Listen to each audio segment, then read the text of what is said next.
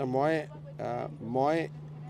এইটোৱে কথা কওঁ যে পহিলা বহাগত আৰু এটা ভাল খবৰ হৈছিলে যে অসমীয়া ভাষাক আমি চৰকাৰী নটিফিকেশ্যন গেজেটছ ৰুল ইভেন এছেম্বলিটো এতিয়াৰ পৰা যি আইন আহিব অসমীয়া ভাষাত আহিব।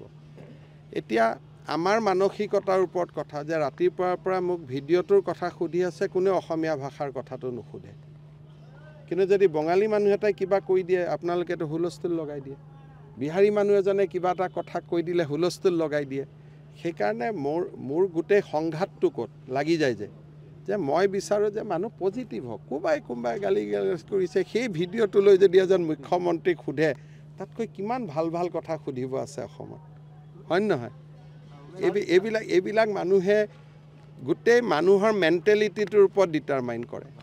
কোনো মানুহেতো এইটো ভিডিঅ' যিখিনি পজিটিভ মানুহ কোনেও এই ভিডিঅ' চোৱাই নাই, কাৰণ এইবিলাক ঠিক আছে চলি থাকে।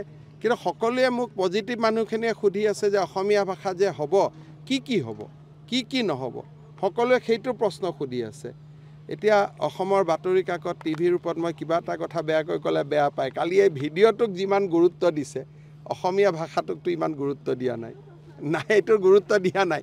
সেইকাৰণে মই ভাবোঁ যে বিহুৰ সময় চব পজিটিভ থাকিব লাগে।